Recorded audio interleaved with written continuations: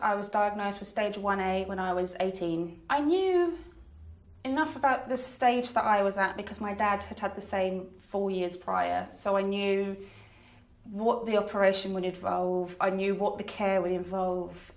We even had the same nurse, so it was, and the same doctors as well, so it was all very linked in. We got to share the experience as well, which helped a lot, because when it doesn't matter how young or old you are, you don't quite know what to do when someone says the words, but it was quite helpful to have someone living with me to go, that's actually really normal, it's okay, or perhaps you should get that checked out a bit more, or maybe you should speak to someone, which was really good. You think that you know what you'll be able to do because you've seen someone else go through it, but when it hits you, it's a case of, wow, I can now understand why you reacted the way you did, and just everything like that, really. You understand more what other people have gone through because you can't know what they're going through. You can try and imagine, but you cannot know until you've actually heard those words yourself. Before I came to the conference last year, my parents had tried to shield me a bit more from the later stages and what it could bring, so that they didn't scare me into panicking about what could happen. And I came here and realised that everyone's going through it at different stages, but everyone's still so upbeat about everything that you don't need to be.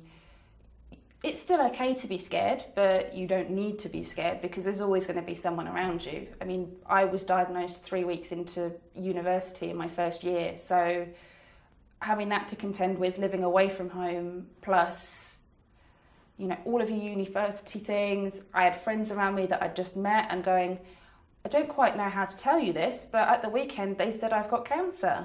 And they're going, but you're only 18. You can't have it. And you go, well, actually it happens to everyone at some point. It doesn't matter if you're young, if you're old, if you've got family or not, it happens. There's not much you can do sometimes to prevent it, because I never sat in the sun. I never went on tanning beds. As you can see, I'm quite pale. I was always careful in the sun. We were always careful with Dad as well, and it still happened. So unfortunately, it does happen. Dad would sit there and go, I know how you're feeling at this point, and he was so upset when I was diagnosed because he said, I know exactly what you're about to go through, and I would never wish that upon anybody, let alone my own daughter. I go for regular mole biopsies as well, and every time they're sat there going, what if we've done something? And you go, there's nothing that you've done or could have done or did wrong that has caused this. It's just one of those things, it's in the family. So there was nothing that they could have done, but my siblings even feel guilty because there's never been anything wrong with them, and they go, I wish it was on me instead of you. And you go, you really don't. I can understand that, but you really don't. I'd rather it happen to me, because I've seen enough. I grew up with my dad having regular mole removals. I grew up a little bit desensitized to it, I think. So I was more aware of what was going on. So I think I was better equipped to deal with it perhaps than they were. We're part of the 100,000 Genomes project. We got referred because we had genetic testing for the melanoma link between families, and none of that came up.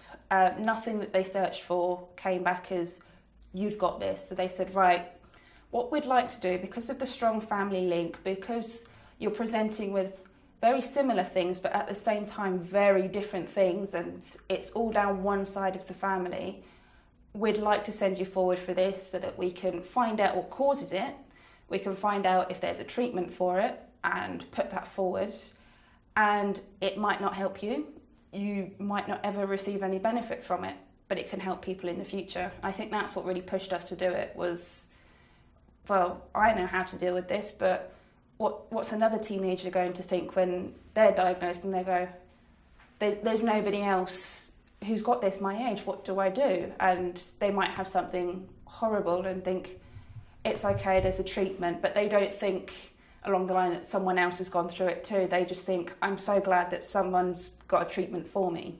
And we're just quite happy to be part of that, even if it doesn't benefit us. We got referred by a geneticist because we'd been to see them, but they can, I believe they can go down to their GP and say, we've got this link, and they might be referred. If if you're under a hospital, it might be worth, especially if you've got something in the family, they're more likely to want to test that because they think there's clearly something in your genetic code. It's not just you got burnt once when you were a child and that stayed in your system and then something went wrong. It's a case of it's going wrong down your generation, so it's not just you. So I suppose if you're under the hospital, it's a lot easier. Because it's all done under the NHS, I think from there they then spread out to the world. So they'll do the research, they'll bring people in who need to be in, and then from there they can launch global initiatives to get everything sorted. I find that if ever I have something that comes up and it's new, I think, well, it could be, I've had a few moles removed, at the next stage would again be melanoma. And it's not, I found that it's not the same as when you're first diagnosed, when you're upset, you're angry, you're confused. The second time round or the third time round, you just think, again? But because luckily ours has been treated early, you just think, well, I know that I'm with a good team of doctors, I know that they're going to help me and they'll catch things early. But if not, then we will cross that bridge when we come to it. But you can't be scared of it your whole life, because then you can't live. You can't do anything with your life if you're scared that your body's just going to self-destruct all the time.